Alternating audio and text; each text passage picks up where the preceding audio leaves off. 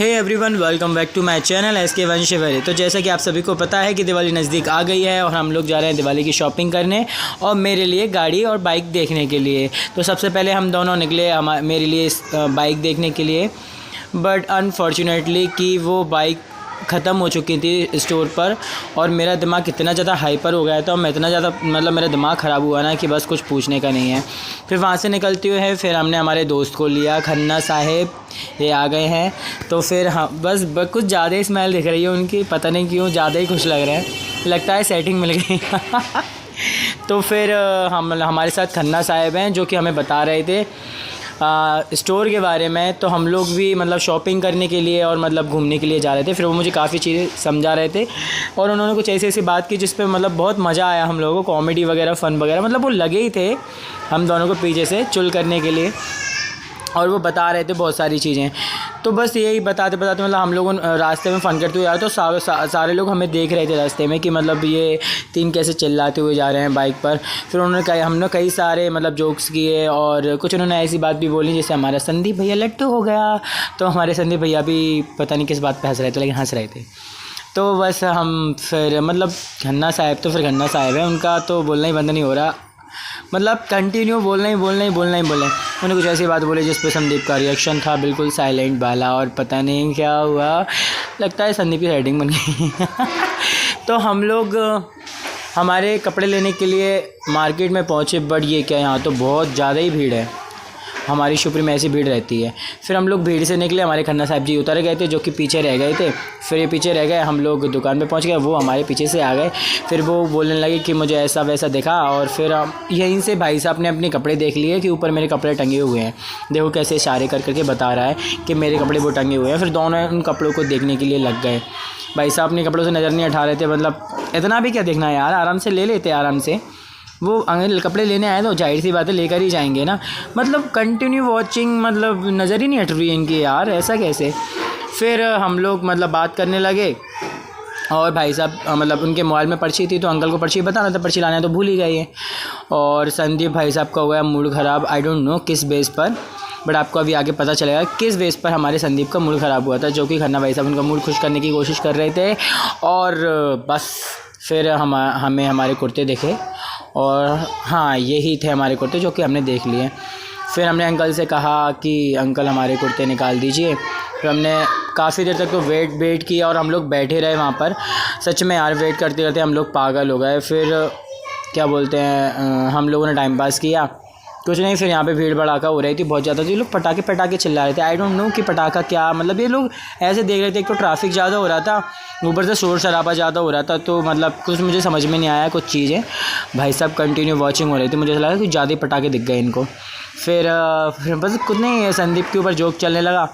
फिर हमारे कुर्ते आ गए और ये रहे हमारे कुर्ते। बस कुर्ते को देखकर थोड़ा सा मूड ऑफ हुआ, क्योंकि जो उसमें बटन लगे हुए थे वो उसमें मैच हो रहे थे और उनको भाई साहब को चाहिए थे डिज़ाइन वाले बटन, स्टार टाइप लाइक। तो हमारे संदीप भाई साहब का हुआ मूड ख़राब, तो वो भाई साहब सोचने लग गए कि अब मैं क्या करूं। तो वो शांति से बैठ गए कुर्ते देखकर, और हमारे खन्ना साहब भी शांत हो गए। पहले तो हंसी मजाक ज़्यादा हो रही थी गाइस।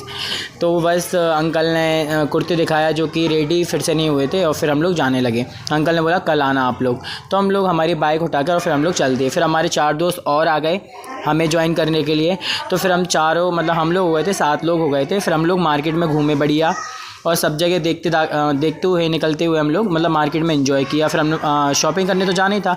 फिर हम पूछे शॉपिंग की दुकान पे मेंस वियर, जो कि बहुत शानदार है दुकान, और यहाँ पे कपड़े भी बहुत अच्छे मिलते हैं।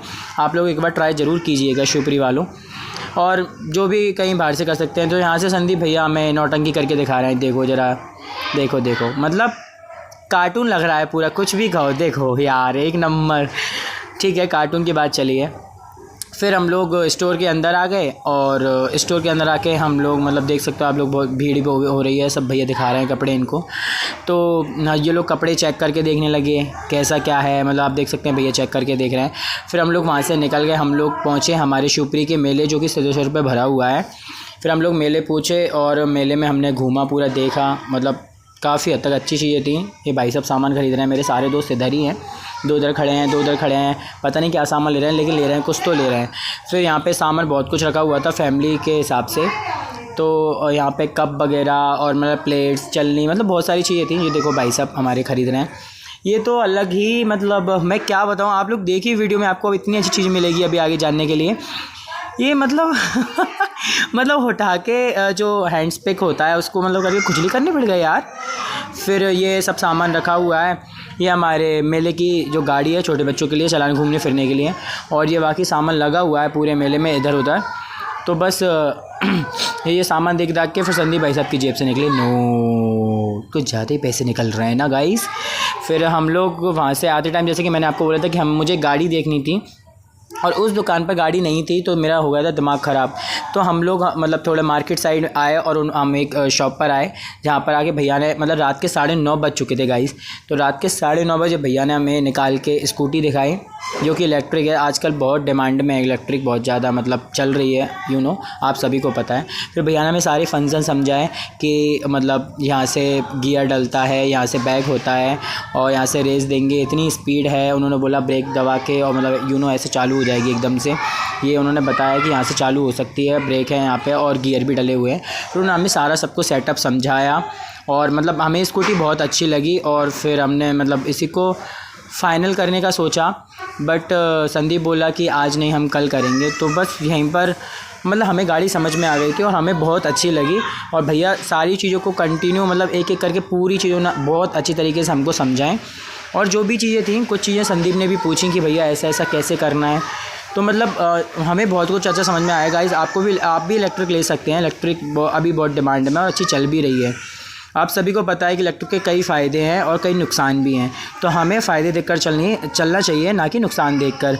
तो गाइज़ आप कमेंट करके बताइए कि किस किस को इलेक्ट्रिक पसंद है। वैसे हमारा पॉल्यूशन भी इससे बचता है काफ़ी सारा, मतलब पॉल्यूशन नहीं होता है, नॉन पॉल्यूशन हो जाता है। और कई सारी चीज़ें हैं नॉर्मल यूज़ के लिए भी, या फिर घूमने फिरने के हिसाब से भी हम इलेक्ट्रिक का यूज़ कर सकते हैं। तो आप सब भी इलेक्ट्रिक का ज़्यादा से ज़्यादा यूज़ कीजिए, पेट्रोल का कम कीजिए, क्योंकि आजकल पेट्रोल भी महंगा है। मुझे पता है कि इससे बिजली आती है, बट आपका फ़ायदा होगा, इसकी यूनिट ज़्यादा नहीं होती ना, ये रीडिंग ज़्यादा बनाता है। तो गाइज़ मैंने अपना आप सब कुछ शेड्यूल मैंने बताया। तो गाइज़ मेरे वीडियो को लाइक करें, शेयर करें, कमेंट करें और मुझे फॉलो करना ना भूलें, और मेरे बेल आइकन दबाएं, मेरे चैनल को सब्सक्राइब करें। Thank you for watching.